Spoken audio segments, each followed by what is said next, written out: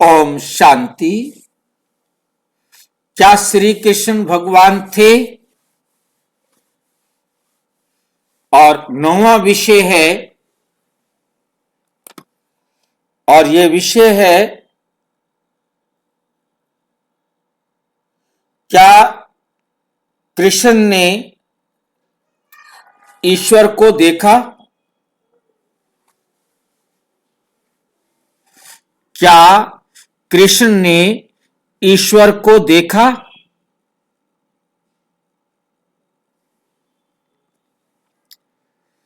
क्या श्री कृष्ण की आत्मा ने ईश्वर को प्रत्यक्ष पहचाना था?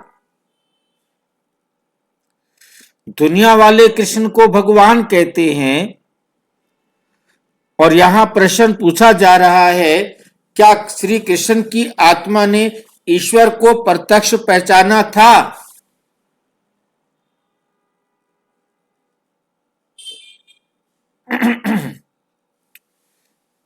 जो ऐसा प्रश्न पूछ रहे हैं, लगता है कि उन्हें पता नहीं है कि कृष्ण भगवान है या वो मानते नहीं है कि कृष्ण भगवान है।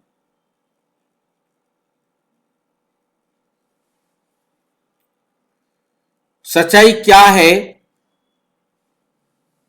इसे हम समझने का प्रयास करेंगे। सहज राजयोग सीखा कौन? श्री कृष्ण या वरदान से बने प्रथम राजकुमार? सहज राजयोग सीखा या किसी ने वरदान दिया और वो कृष्ण बन गया प्रथम राजकुमार? क्या समझते हैं आप?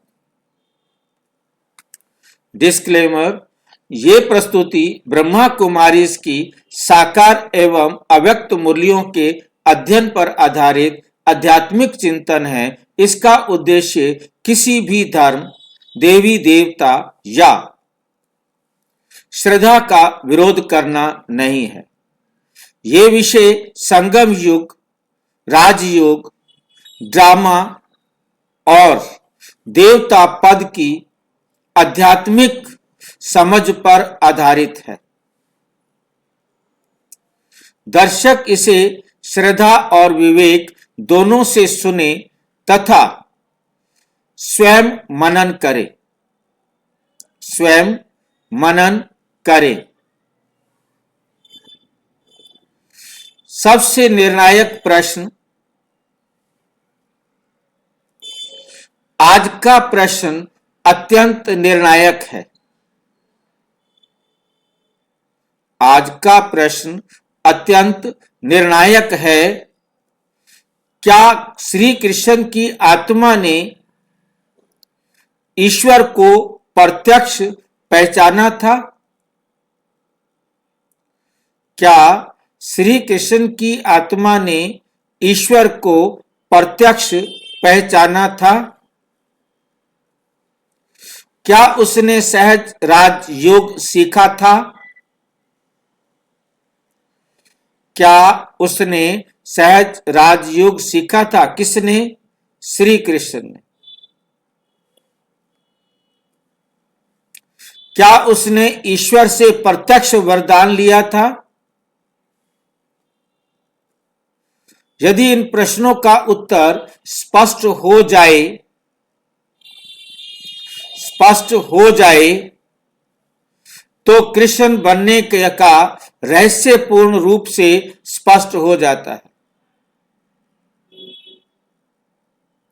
कृष्ण बनने का रहस्य पूर्ण रूप से स्पष्ट हो जाता है। ईश्वर को प्रत्यक्ष पहचानना क्या है?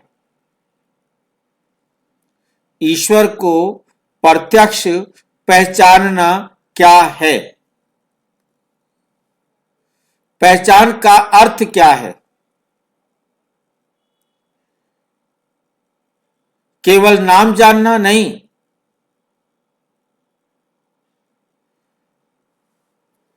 केवल कथा सुनना नहीं, बल्कि अनुभव करना। ईश्वर को प्रत्यक्ष पहचानना क्या है? आम दुनिया में समझा जाता है भाई ईश्वर की कथा सुन लो, ईश्वर का नाम बैठकर जाप करो। तो यहां तो ईश्वर को पहचानने का मतलब ये नहीं कि उसका नाम जान लिया, उसकी कथा सुन ली, बल्कि अनुभव करना है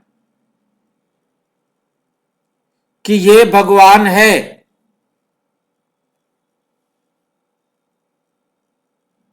मुरली है 21 जनवरी 1969।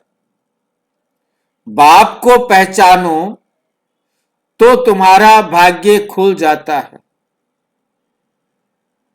बाप को पहचानो तो तुम्हारा भाग्य खुल जाता है। संगम युग में क्या होता है?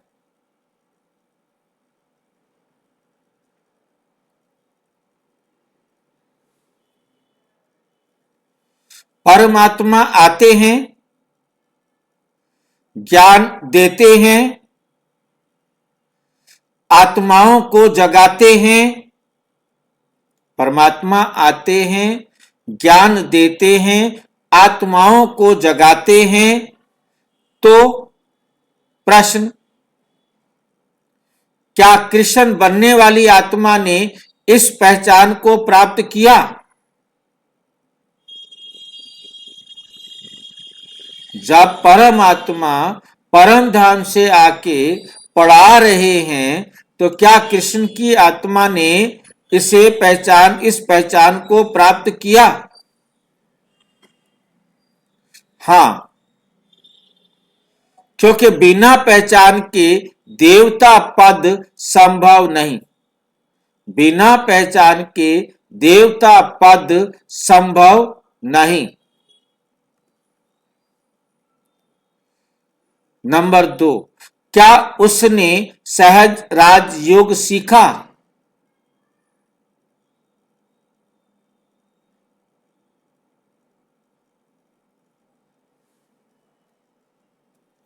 सहज राजयोग क्या है? आत्मा और परमात्मा का योग मिलना, देह अभिमान से मुक्ति। मैं ये देह नहीं, मैं इस देह को चलाने वाली आत्मा हूं। स्मृति में स्थित रहना, इसी स्मृति में स्थित रहना कि मैं आत्मा ईश्वरीय संतान हूं।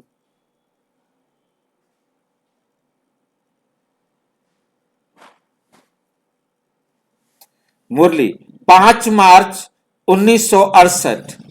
ये राजयोग की पढ़ाई है जिससे तुम राजाई पाते हो, जिससे तुम राजाई पाते हो।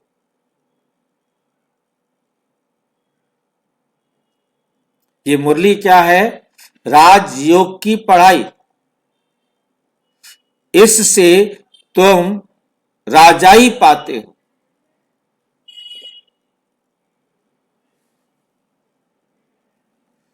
यदि राजयोग नहीं सीखा तो राजकुमार कैसे बनेंगे?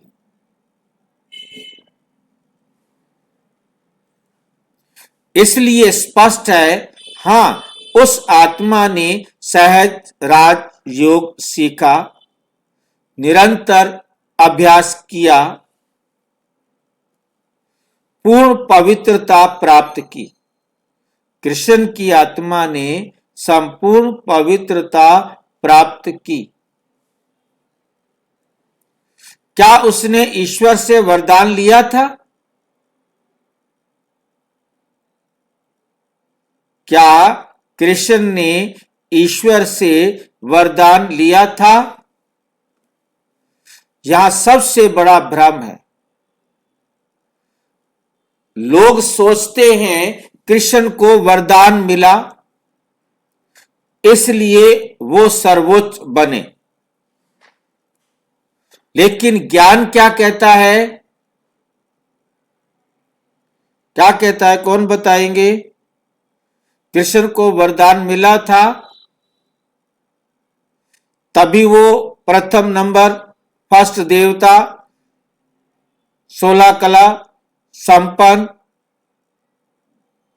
संपूर्ण निर्विकारी बना। वरदान से मिला या पुरुषार्थ से बना? पुरुषार्थ से बना। पुरुषार्थ से बना। वरदान नहीं दिया भगवान ने, इनको वरदान नहीं दिया। नहीं। प्यार नहीं है क्या इनसे? कृष्ण से शिव बाबा को प्यार नहीं है क्या?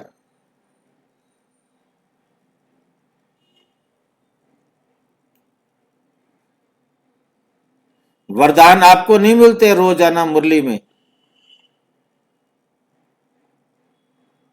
भाई जी शिव बाबा को सबसे प्यार है। सबसे प्यार है तो फिर वरदान तो रोजाना मुरली में देते हैं ना? हाँ, वो सबके लिए है, जो कृष्ण पुरुषार्थ करेगा वही पाएगा। हाँ, वो कंडीशन में वरदान देता है बाबा। हाँ जी, वरदान में एक कंडीशन लगा देता है, ये करो तो ये मिलेगा। हाँ वरदान देते हैं, परंतु वरदान कैसे प्राप्त होगा उसकी विधि भी साथ में बताते हैं। इस विधि से आप इस वरदान को प्राप्त कर सकेंगे।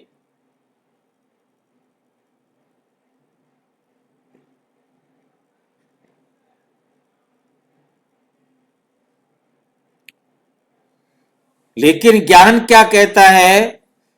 ये पढ़ाई ही तुम्हें लक्ष्मी नारायण बनाती है। ये पढ़ाई ही तुम्हें लक्ष्मी नारायण बनाती है। परमात्मा आकर मुरली द्वारा जो पढ़ाई पढ़ा रहे हैं, ये पढ़ाई ही लक्ष्मी नारायण बनाती है। ये कोई वरदान नहीं, यह परिणाम है। ये कोई वरदान नहीं, यह परिणाम है, रिजल्ट है।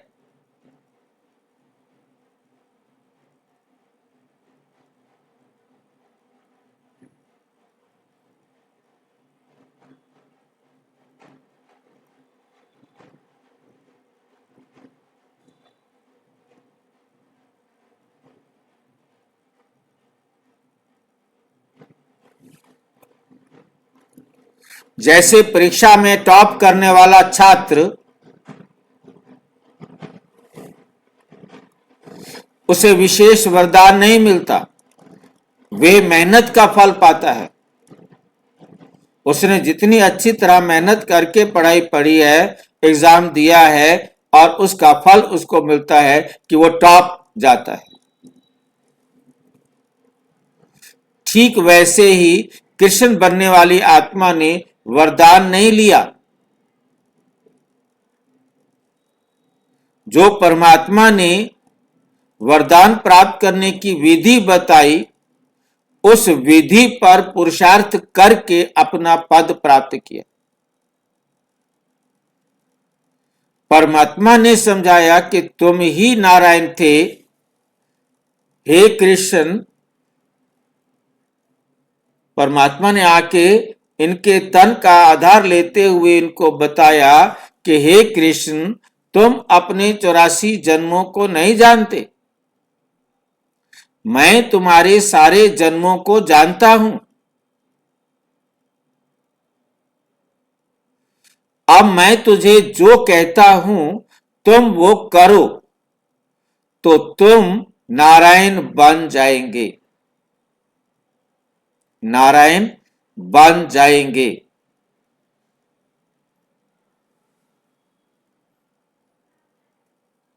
बल्कि योग और पुरुषार्थ का फल पाया। जो बाबा ने विधि बताई, उस विधि के अनुसार चलकर पुरुषार्थ करके फल प्राप्त किया। उदाहरण, दो प्रकार के विद्यार्थी। मान लीजिए दो विद्यार्थी हैं। पहला केवल शिक्षक की प्रशंसा करता रहता है, वाह वाह करता रहता है। दूसरा शिक्षक को पहचानता है, पढ़ाई करता है, अभ्यास करता है, अनुशासन रखता है, अब परिणाम किसको मिलेगा? दूसरे नंबर वाले को। ठीक वैसे ही केवल भक्ति नहीं, पहचान जमा राजयोग प्लस पुरुषार्थ आत्मा बन रथ के लिए पुरुषार्थ करना प्रथम स्थान प्राप्त कराता है, टॉप पोजीशन मिलती है। प्रत्यक्ष अनुभव और परिवर्तन। ईश्वर को पहचानने का परिणाम क्या होता है?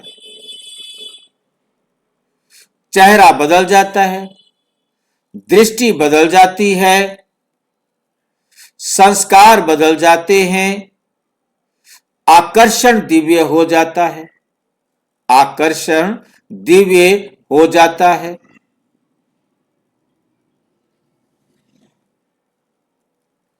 मुरली 18 जनवरी 1969। स्मृति से शक्ति आती है। स्मृति से शक्ति आती है।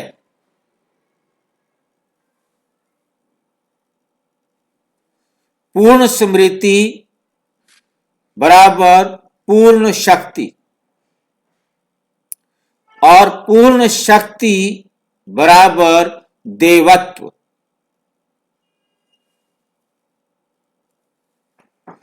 क्या ये सब संगम युग में हुआ?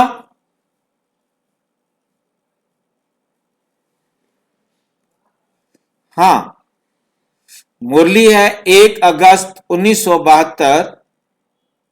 संगम युग में ही बाप आकर तुम्हें देवता बनाते हैं। 33 करोड़ देवी देवताएं सब इसी समय परमपिता परमात्मा से पढ़ने के लिए आती हैं।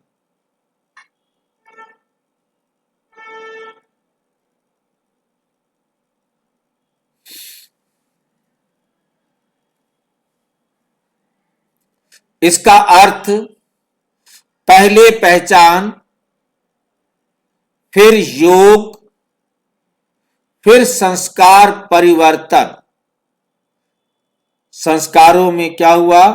परिवर्तन हुआ।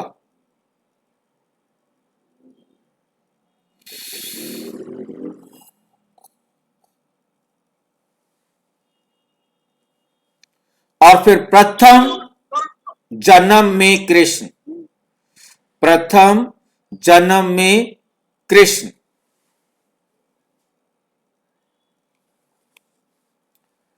इस परमात्म पढ़ाई के चित्र को हम देखना चाहेंगे कि परमात्मा आकर कृष्ण की आत्मा को कैसे पढ़ाते हैं।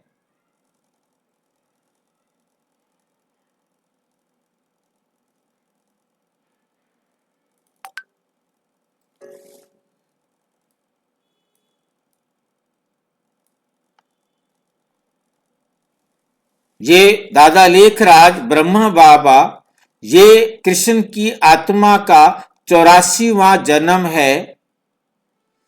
इनके ही तन का आधार लेकर इनको भी पढ़ाते और हम सबको भी पढ़ाते।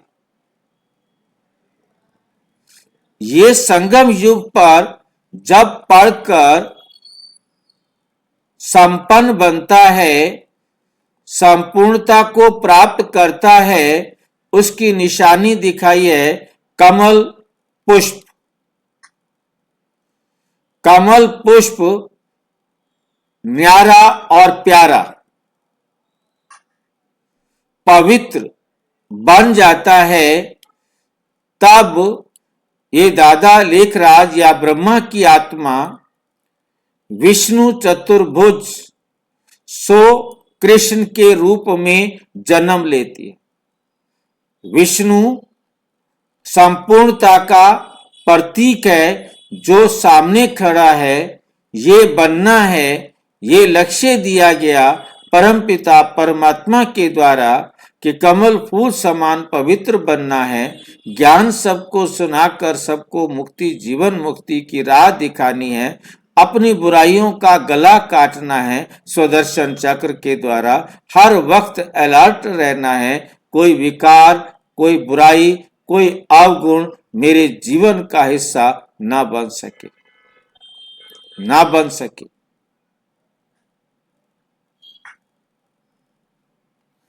इसीलिए यहां दिखाया है, दुनिया वाले दिखाते हैं भक्ति मार्ग में कि श्री कृष्ण पीपल के पत्ते पर अंगूठा चूसते हुए आया। अब परमात्मा दिखाते हैं कि श्री कृष्ण पीपल के पत्ते पर कहां से आएगा, किसने पैदा किया, कहां से आया, फिर कहां चला गया, उसे कुछ भी उन्हें मालूम नहीं। अब परमात्मा आकर समझाते हैं, वे भी इस संगम पर जन्म लेता है और पवित्र होने के कारण, निर्विकारी माता पिता के द्वारा जन्म लेने के कारण वो इस पतित दुनिया से अलग है। उसके पत्ते को इस कल्प वृक्ष के साथ नहीं जोड़ा है। ध्यान से देखेंगे, उस पत्ते को नहीं जोड़ा गया है। इसलिए नहीं जोड़ा क्योंकि ये सतयुग का प्रथम राजकुमार है। संगम युग पर कलयुग भी है, सतयुग भी है, परंतु अभी ये श्री कृष्ण की आत्मा लगभग आज के समय के हिसाब से लगभग 20, 22, 23 वर्ष की हो चुकी होगी आत्मा, और वह जो है शरीर उनका हो चुका होगा, और अब वो आत्मा घर जाएगी, आकर के फिर अपने शरीर को पहनकर खड़ी हो जाएगी और सतयुग का राजा बन जाएगी। क्योंकि अभी श्री कृष्ण की, हाँ जी, पत्ते को जोड़ा नहीं आपने, वो जो बताया ना वो थोड़ा सा एक्सप्लेन कर दीजिए ना। पत्ता जो है, क्योंकि वो अलग है ना, बाकी सारी दुनिया में जो पत्ते हैं वो पतित है, जिनका विनाश होना है, परंतु कृष्ण विनाश नहीं होगा, इसलिए उसको इसके साथ जोड़ा नहीं गया। झाड़ से निकला परंतु झाड़ से अलग रहा और झाड़ से अलग रहेगा। ये बात समझने वाली है। ठीक है भाई। जिसे परमपिता परमात्मा आकर कहते, बच्चे ये पहला बच्चा है जो शिव बाबा से निकला है। शिव बाबा से 2 पत्ते निकलते हैं,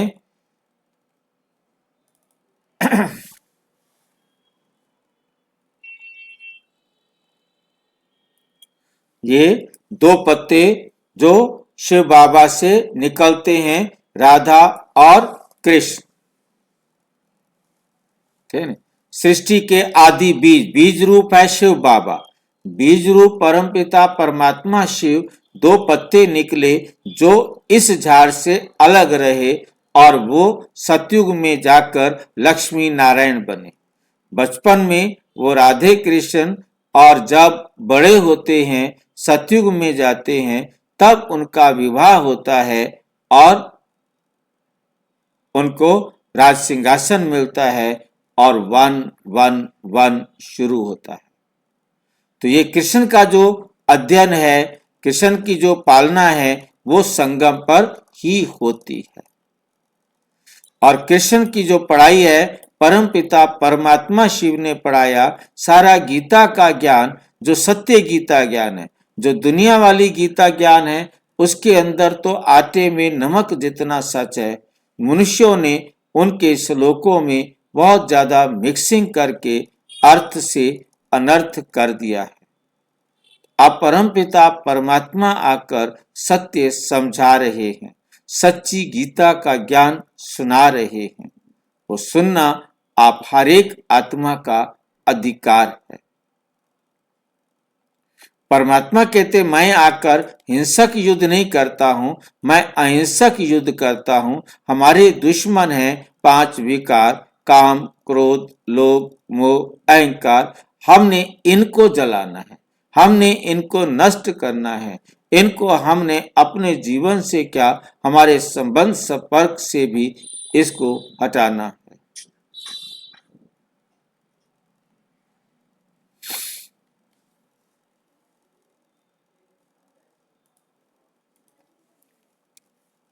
गहरा आध्यात्मिक निष्कर्ष, केवल वरदान से नहीं, केवल पूजा से नहीं, केवल कथा से नहीं, बल्कि प्रत्यक्ष पहचान, सहज राजयोग, निरंतर पुरुषार्थ, पूर्ण पवित्रता।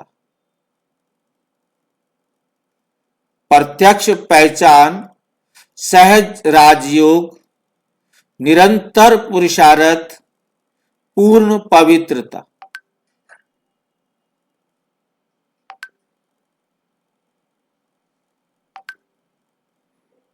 ये है विधि परमात्मा से पढ़कर कृष्ण बनने की। आत्मचिंतन। अब प्रश्न आपसे या केवल नाम सुना है?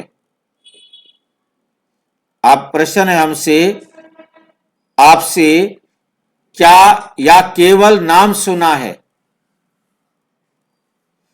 क्या हम सहज राजयोग का अभ्यास कर रहे हैं या केवल ज्ञान सुन रहे हैं?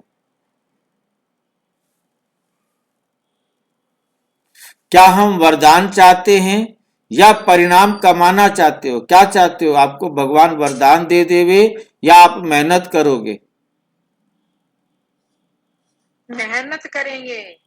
वरदान नहीं चाहिए? भाई जी वरदान की विधि भी बताते हैं ना, वो विधि जीवन में धारण करेंगे। वरदान चाहिए और वरदान की विधि भी चाहिए, क्योंकि रोजाना हमें जो वरदान मिलता है उसकी जो विधि मिलती है उस विधि को हमें धारण करना है। जब तक विधि को धारण नहीं करेंगे, जीवन में अप्लाई नहीं करेंगे, तब तक लाभ नहीं होगा।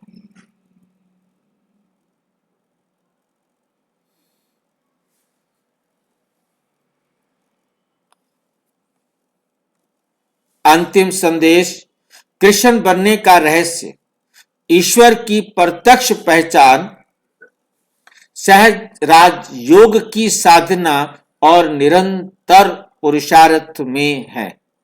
निरंतर पुरुषार्थ में है।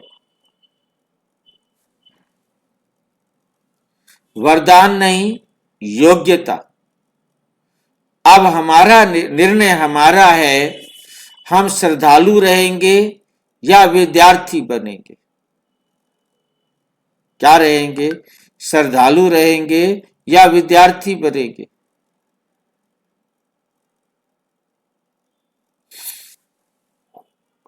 विद्यार्थी भाई जी। विद्यार्थी बनेंगे। अच्छा, फिर ओम शांति। और विस्तार से जानने के लिए प्रजापिता ब्रह्मा कुमारी ईश्वरीय विश्वविद्यालय के किसी भी सेवा केंद्र पर संपर्क करें, और यदि कोई प्रश्न है तो 9213106986 पर केवल अराटाई या टेलीग्राम करें। 9650692270 पर केवल व्हाट्सएप करें, फोन नहीं। ओम शांति।